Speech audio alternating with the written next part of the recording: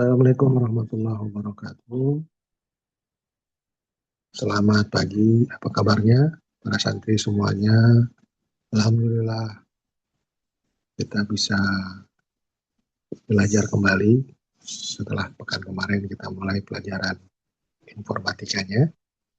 Sekarang kita masuk ke pelajaran yang kedua. Mari kita mulai pertemuan kita dengan sama-sama berdoa dulu. Al-Fatihah. A'udzubillahi minasyaitonirrajim. Bismillahirrahmanirrahim. Alhamdulillahi rabbil alamin. Ar-Rahmanir-Rahim. Maliki yaumiddin. Iyyaka na'budu wa iyyaka nasta'in. Ihdinas siratal mustaqim. Siratal ladzina an'amta 'alaihim ghairil maghdubi 'alaihim waladdallin. Amin. Raditu billahi rabba wa bil islami dina wa bi Muhammadin nabiyya wa rasula.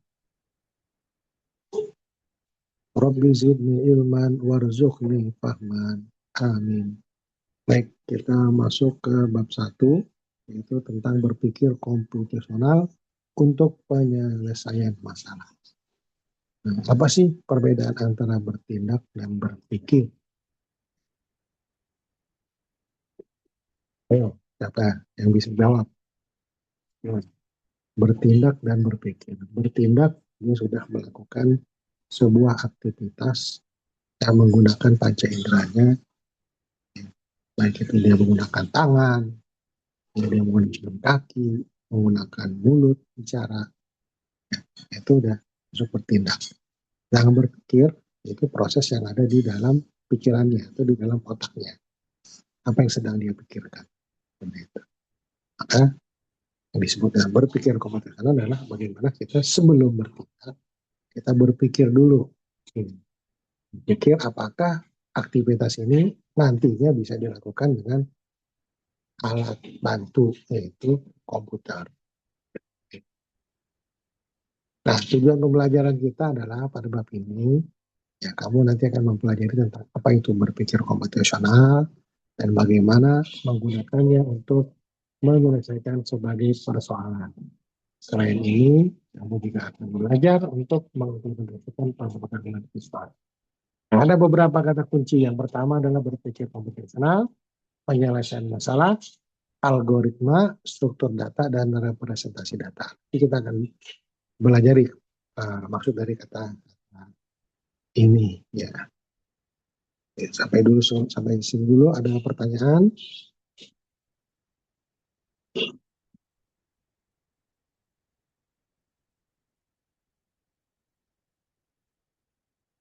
Assalamualaikum warahmatullahi wabarakatuh.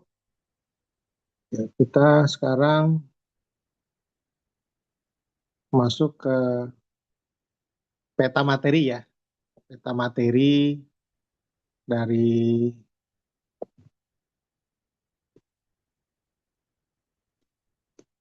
adapun peta materi dari bab 1 ini, yaitu berpikir komputasional, yaitu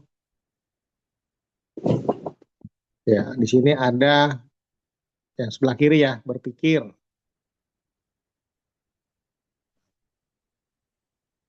Terus yang sebelah kanan itu algoritma dan dasar pemrograman. Jadi kita akan mempelajari tentang berpikir komputasional, yang mana berpikir komputasional itu ya itu adalah satu, berpikir komputasional dalam kehidupan sehari-hari. Yang kedua adalah literasi bahasa Indonesia. Sedangkan di algoritma dan dasar pemrograman, jadi ada pemrograman dasar, pengenalan dasar pemrograman, dan pengembangan pemrograman. Itu peta dari bab 1 ini. Ya.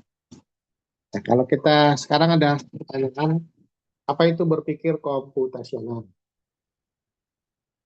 Jadi dimaksud dengan berpikir komputasional adalah cara berpikir untuk menyelesaikan persoalan yang cara penyelesaiannya jika dikembangkan dapat dilakukan dengan komputer.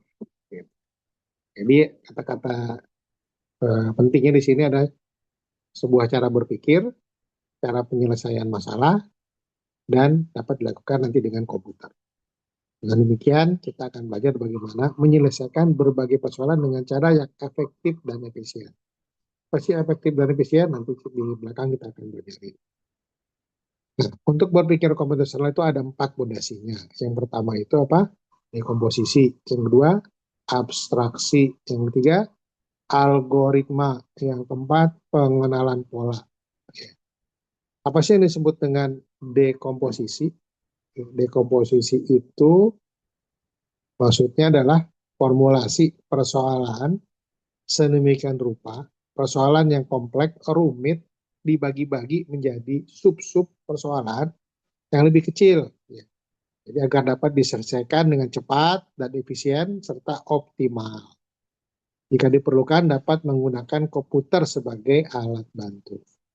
Jadi dekomposisi itu dibagi-bagi tuh, ya, dari sekian banyak masalah dipecah-pecah, buat yang kecil-kecil dan diselesaikan satu persatu seperti itu. Ya, gunanya apa? Gunanya supaya bisa dikerjakan secara bersama-sama dan secara efektif dan efisien. Yang kedua, abstraksi. Apa itu abstraksi? Yaitu menyarikan bagian penting dari satu permasalahan dan mengabaikan yang tidak penting. Nah, jadi ada masalah banyak, coba dicari nih intinya apa sih masalahnya. Nah, itu dulu di masalah besarnya dulu yang dibahas. Nah, yang peritilan-peritilan yang kecil-kecilan nanti dibahas di belakang. Itu adalah abstraksi namanya. Jadi menyaring, mencari mana yang intinya dulu seperti itu. Yang berikutnya adalah algoritma. Apa itu algoritma? Algoritma itu bagaimana menuliskan otomasi solusi melalui berpikir algoritmik. Ya, jadi algoritmik itu langkah-langkah yang berurutan. Ya. Angkanya satu dulu dilakukan, terus angka kedua dilakukan, angka ketiga dilakukan, angka keempat dilakukan, dan seterusnya. Ya, jadi dia bentuknya sekuensial, langkah per langkah. Yang keempat apa? Pengenalan pola. Nah, dari sini, dari persoalan ini ada, coba kita generalisasi dan mentransfer proses penyelesaian persoalan ke sekumpulan persoalan-persoalan sejenis. Oh, ini masalah di sini adalah masalah terkait dengan, misalnya adalah masalah matematika. Oh, di sini, oh di sini masalah tentang IPS, oh di sini masalah tentang IPA. Itu dikelompok-kelompokkan biar nanti cara penyelesaiannya itu bisa lebih cepat dari penyelesaian masalah-masalah sebelumnya sudah pernah terjadi dan sudah ada solusinya. Itu ya, jadi 4 fondasi berpikir komponen itu ada 4 macam. Satu apa? Dekomposisi. Yang kedua, abstraksi. Yang ketiga, algoritma. Yang keempat, pengenalan pola. Oke, sampai sini ada yang ingin ditanyakan? Kalau ada yang ingin ditanyakan, dicatat di bukunya, buku catatannya, ya. Nanti pekan depan bisa ditanyakan ke Ustadz, ya. Catat, silakan dicatat. Apa yang ditanyakan?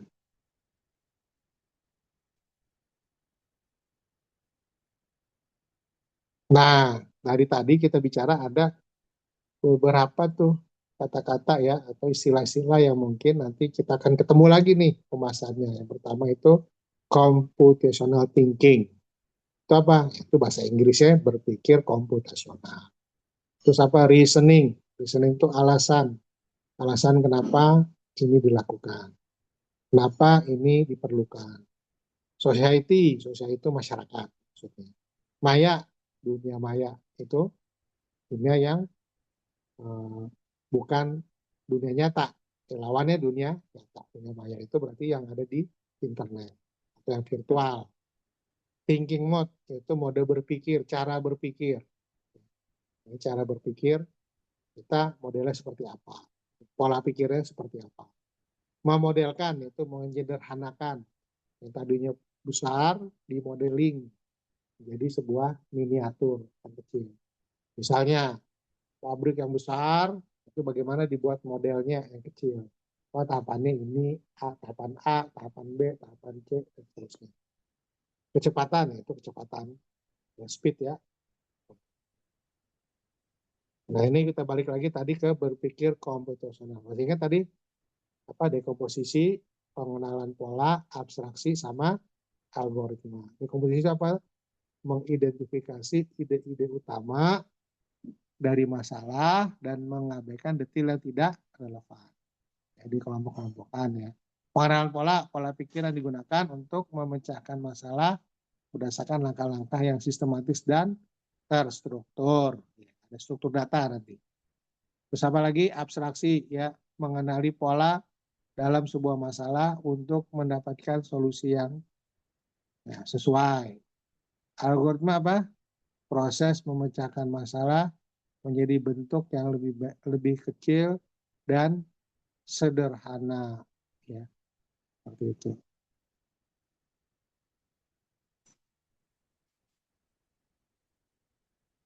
Oke,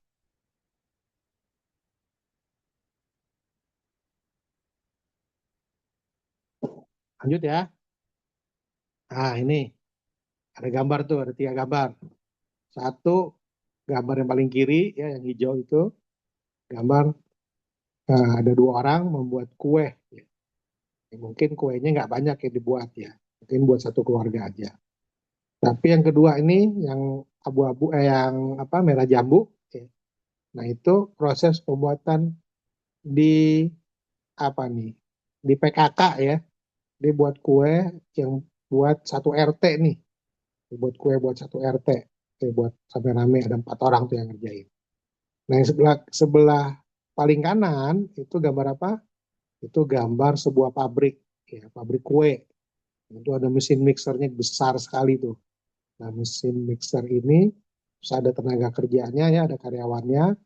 Nah ini dia membuat kue yang dijual di supermarket ya, di toko-toko. Bentuknya jualnya, buatnya dia secara massal, dijualnya pun secara massal, ya, secara pabrikan. Nah tentunya metodenya beda tuh, cara membuat kue buat satu keluarga, cara membuat kue buat satu RT, cara buat kue buat dijual di toko, di supermarket. Nah, itu beda caranya.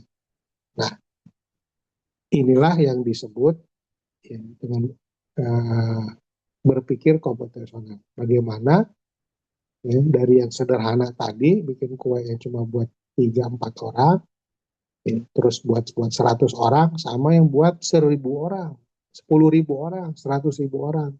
Itu gimana caranya? Nah, tentunya ketika sudah banyak kita buatnya, ya mungkin kita perlu bantuan alat-alat, perlu bantuan alat komputerisasi seperti itu. Nah, itulah yang tujuan dari kita berpikir komputasional, bagaimana pekerjaan kita, aktivitas kita itu ya, bisa dibantu dengan komputer, dan kita pikirkan bagaimana cara komputer itu bekerja nanti menyelesaikan masalah kita. Nah, itulah yang disebut dengan berpikir komputasional. Nah sekarang ada pertanyaan nih dari Ustaz ya. Contoh berpikir komputasional sehari-hari itu. Apakah kamu setiap hari atau setiap pekan mencuci pakaian kotornya sendiri di sini? Cuci sendiri ya, kan nggak ada laundrynya di sini. Coba mencucinya menggunakan manual, pakai papan penggilesan, atau pakai mesin cuci. Nah, kalau pakai mesin cucinya semi otomatis, ya, yang ada dipisah tuh antara mencucinya, washing mesinnya, sama pengeringnya, dry mesinnya. Jadi pengeringnya itu beda. Atau otomatis, sekali masuk langsung kering. Ya. Itu ada 2 jenis tuh mesin cuci. Nah, coba ditulis di bukunya, ya, bagaimana kamu mencuci pakaian tersebut. Mau tiap hari, mau tiap 2 hari, tiap 3 hari, atau tiap pekan, coba gimana kamu tulis, menjadi PR ya. Nah, buat kamu, silakan ditulis di buku PR-nya. Catat pertanyaannya, catat, silakan dicatat.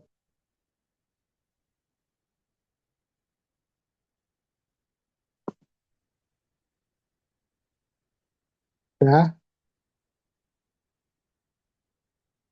oke, ya kalau dicatat, lanjut ya. Nah, tadi ada kata algoritma. Apa sih algoritma? Ya. Ternyata kita dalam mengerjakan berbagai kegiatan, biasanya kita harus mengikuti langkah-langkah atau aturan-aturan tertentu. Contoh, misalnya seorang siswa yang diperbolehkan mengikuti ujian jika membawa kartu bukti peserta ujian.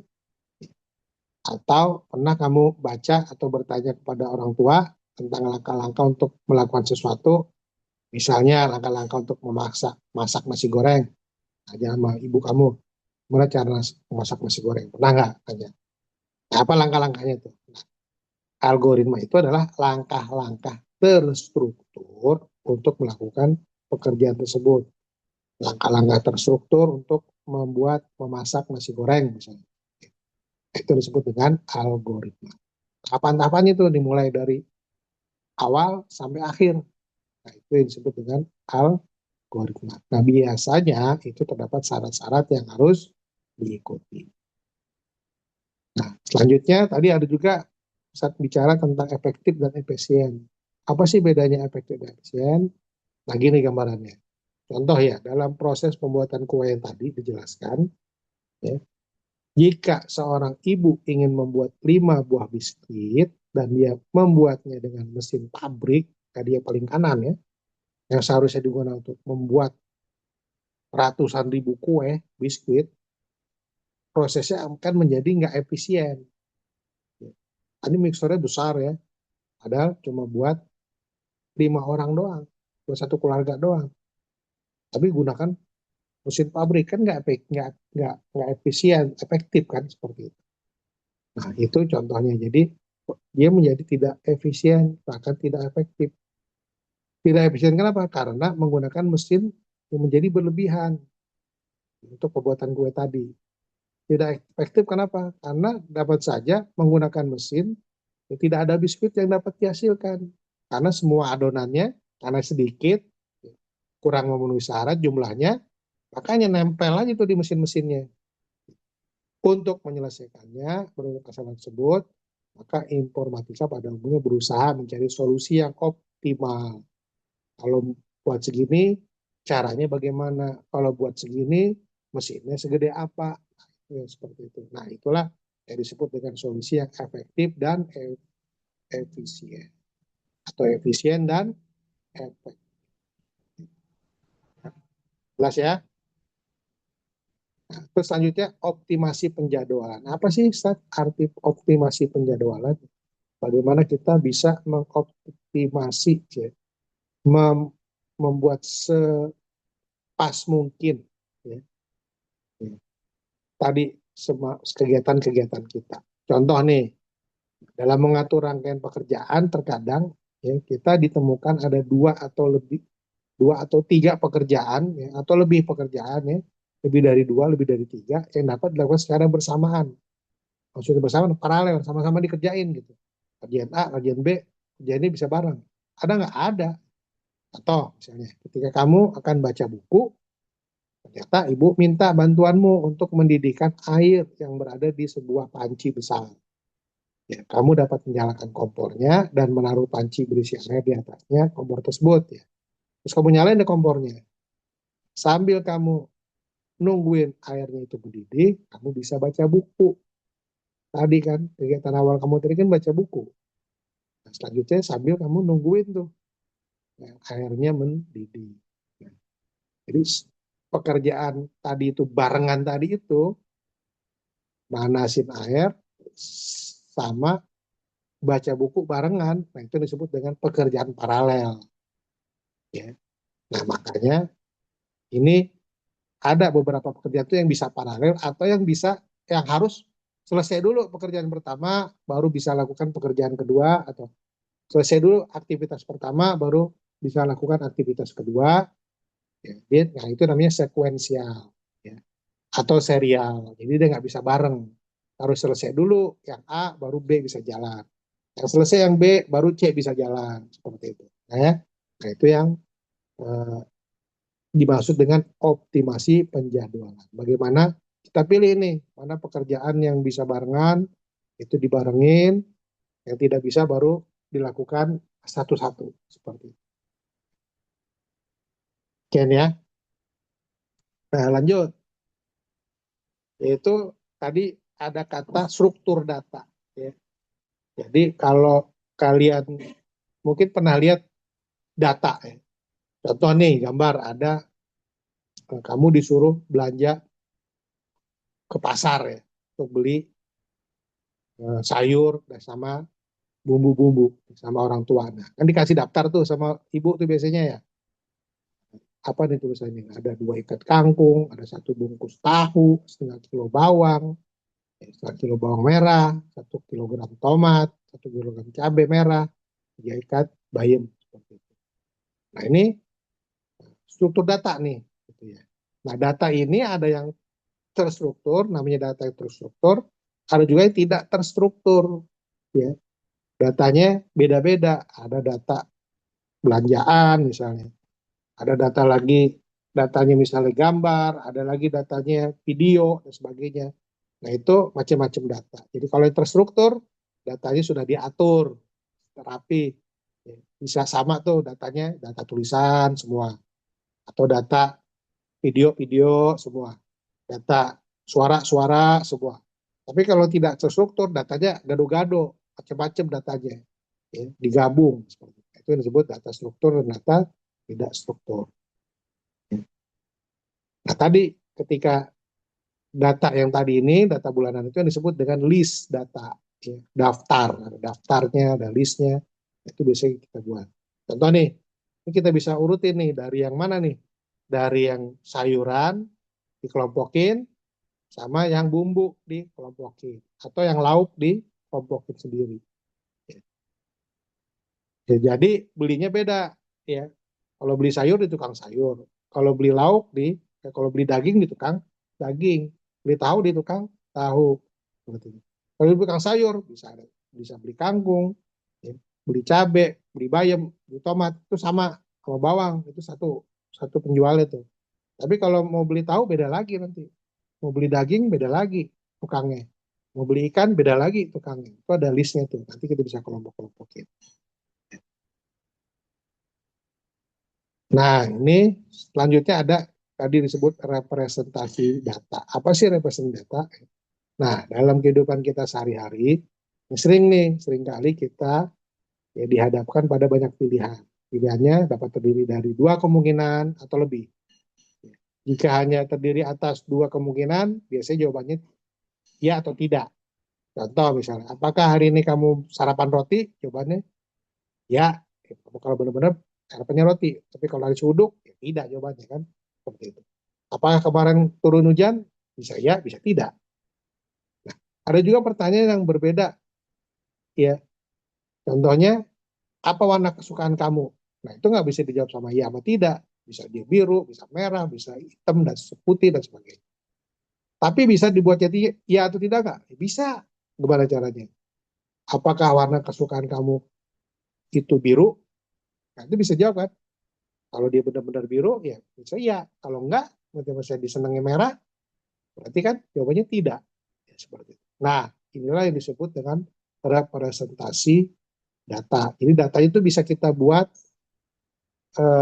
apa ya, sesuai dengan kemauan kita. Apakah datanya cuma iya, tidak, 01, ya, atau datanya bisa macam-macam. Tadi jawabannya bisa biru, merah, kuning, dan sebagainya. Nah, itulah yang disebut dengan representasi data. Selanjutnya ada literasi ya, bahasa Indonesia.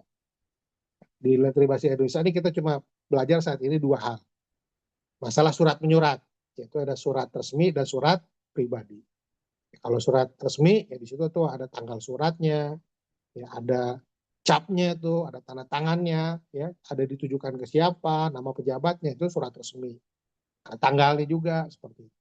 Ada lampirannya. Tapi kalau surat pribadi ya suratnya gini aja. Tujuannya siapa, tanggal, sama yang buat surat bawahnya. Nggak perlu ada tanda tangan. Itu yang surat biasa. Surat pribadi. Jadi ada surat resmi sama surat pribadi. Nah itu pelajaran kita hari ini ya. Silakan nanti coba diulang-ulang, dibaca bukunya ya. Nah ini kita coba tes ya. Tes semua yang kamu Ustaz tes. Ini pertanyaannya, tolong dicatat aja, dicatat di buku PRG ya. ada Kibo dan apa tuh Koko ya sedang membuat kerajinan tangan dari batang kayu kecil. Batangnya itu panjangnya 10 cm. Ya. Kibo memiliki 20 batang kayu yang setiap batangnya panjangnya 10 cm. Jadi ada 20 nih. Batang kayak gini ada 20, panjangnya 10, 10, 10 cm. Seperti itu. Nah, yang dibutuhkan apa? Nah, Koko memerlukan batang kayu tambahan ya, yang berukuran 4 cm sebanyak 7 buah dan ya berukuran 3 cm sebanyak 7 buah. Jadi 4 cm 7 buah, 3 cm 7 buah. Nah, Kibo ingin memberikan kayu tersebut kepada Koko. Tadi Kibo yang punya 20 kayu tadi ya, 10 cm. Nah, sekarang si Koko nih butuh tadi. Nah, gimana caranya si Kibo untuk memberikannya berapa batang kayu tuh yang dikasih ke si Koko. Nah, tantangannya apa nih? Berapa banyak batang kayu minimal yang diberikan oleh Kibo kepada Koko? Ya, silakan dicari jawabannya. Oke. Tulis dulu pertanyaannya, nanti jadi PR ditulis. Ya, silakan tulis.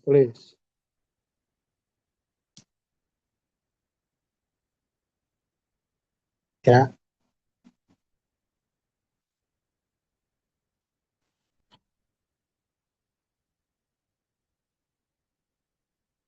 Nah, yang kedua nih, apa nih gambar peta ya? Ini gambar peta, ya. Ini gambar peta nih. Ya, ada 3 orang, ada jalur Hasan, jalurnya Gozi, sama jalurnya Artan. Nah, ini ada 3 peta jalur ya. Kalau jalur Hasan itu membutuhkan waktu 8 jam 57 menit dan 29,2 kilo. Jalurnya Gozi butuhkan 8 jam 52 menit dengan jarak 38,4 kilometer. Jalur Arkan ada 9 jam 24 menit dengan jarak 40,3 kilometer. Nah, pertanyaannya berapa kecepatan masing-masing orang ini ya, masing-masing orang ini di jalurnya masing-masing.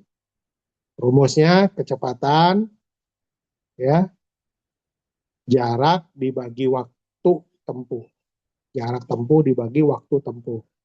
Jarak tempuhnya itu L, waktu tempuhnya itu T, kecepatannya itu V. Oke, silakan dicari urutannya. Siapa yang duluan, siapa yang paling cepat, siapa yang paling lambat. Dicatat. Silakan dicatat.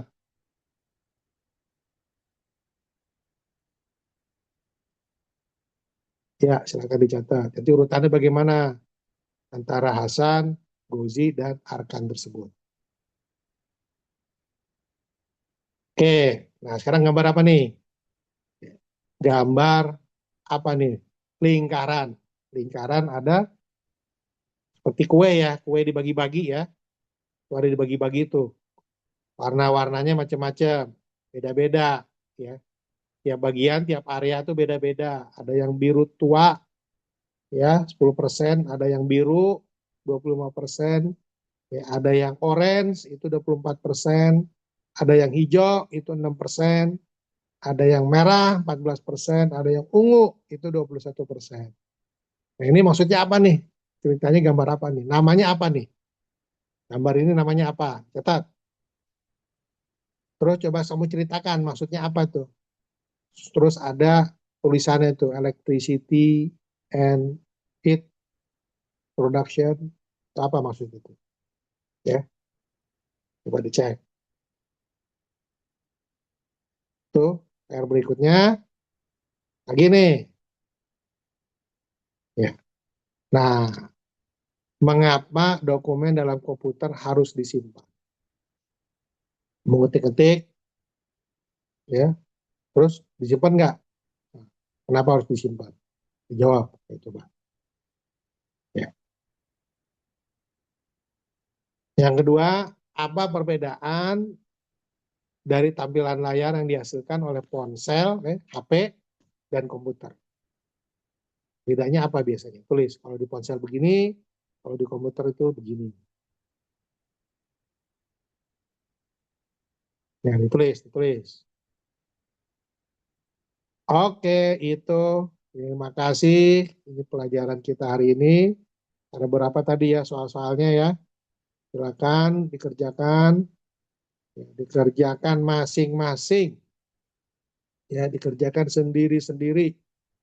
Ya, kerjakan. Nah, pekan depan nanti Ustadz minta jawabannya. Dikumpulkan buku PR-nya ya. Itu aja. Yuk kita tutup pertemuan kita pada pagi ini dengan mengucapkan alhamdulillahirabbil alamin. Ya, kita tutup dengan doa penutup majelis atau doa kafaratul majelis. Subhanakallahumma wa bihamdika asyhadu alla ilaha illa anta astaghfiruka wa atubu ilaik. Ya. Oke, saya tutup. Assalamualaikum warahmatullahi wabarakatuh.